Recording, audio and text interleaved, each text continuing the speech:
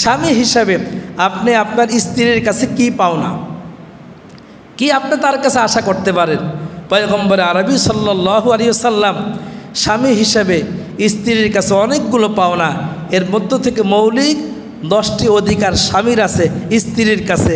এর মধ্যে প্রথম অধিকার হলো, ইমাম তিরমিজি আলাইহির রহমা বলেন, তিরমিজির 1159 নম্বর হাদিস, এই হাদিসে রাসূল পাক বলেন, নবীর সাহাবী আবু হুরায়রা রাদিয়াল্লাহু তাআলা আনহু বলেন, স্বামীর 1 নম্বর অধিকার হলো স্ত্রীর কাছে, আর সেটা হলো স্ত্রী তাকে সম্মান করবে। বলেন কি করবে? তাহলে স্বামী স্ত্রীর কাছে প্রথম যে পাওনা, এই পাওনাটা হলো স্ত্রী তাকে সম্মান করবে।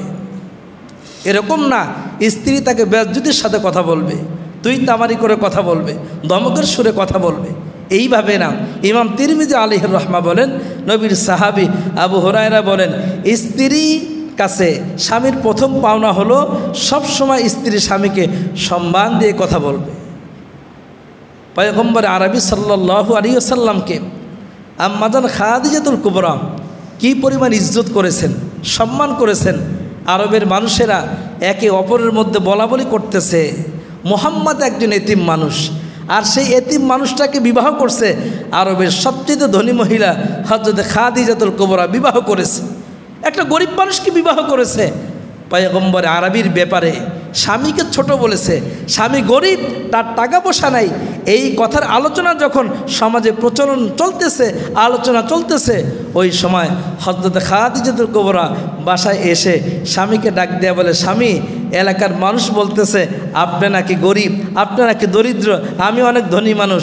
আজকের পর থেকে ও পদ্মার আলের মা বোনেরা, স্বামীকে কীভাবে ইজ্জত করতে হয় আম্মাজান খাদিজাতুল কুবরা রাদিয়াল্লাহু তাআলা আনহার জীবনী থেকে আমরা শুনতে পারি, জানতে পারি। হযরত খাদিজা বলেন, আরবের মানুষেরা আমার স্বামীকে গরিব বলবে, এটা তো হতেই পারে না। ও নবী, আমার যত সয় সম্পত্তি আছে আজকে থেকে সব সম্পত্তির মালিক আমি খাদিজা আপনাকে বানায় দিলাম। সুবহানাল্লাহ। তাহলে রাসূল বলেন, স্বামী হিসেবে স্ত্রীর কাছে প্রথম পাওনা হলো স্ত্রী আমাকে, স্বামীকে সম্মান দেওয়া কথা বলবে। নবীজির সাহাবী আবু হুরায়রা বলেন, আল্লাহর নবী মুহাম্মদ আরবি বলেন, যদি দুনিয়ার কোনো মানুষকে সেজদা দেওয়া জায়েজ থাকতো সেজদা, তাহলে আমি প্রত্যেকটা স্ত্রীকে বলতাম তুমি তোমার স্বামীকে সেজদা করো।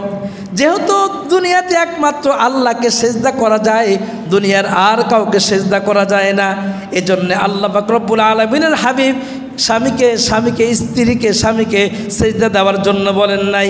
এই হাদিসের মাধ্যমে বোঝা যায় আল্লাহ রব্বুল আলামিন স্বামীকে এত ইজ্জত দিয়েছেন। কেউ যদি স্বামীর সাথে বেয়াদবি করে অথবা কেউ যদি স্বামীকে রাগান্বিত রাখে, নবীজি সাল্লাল্লাহু আলাইহি ওয়াসাল্লাম বলেন আল্লাহ তাআলা তার উপরে নারাজ হয়ে যায়। সুতরাং সমাজের স্ত্রীরা যদি সমাজে শান্তি ফিরে পেতে চায়, তাহলে তাদের 1 নম্বর কাজ হলো, হাদিস থেকে যেটা জানলাম সেটা হলো স্বামীকে সবসময় ইজ্জত দিয়ে কথা বলবে।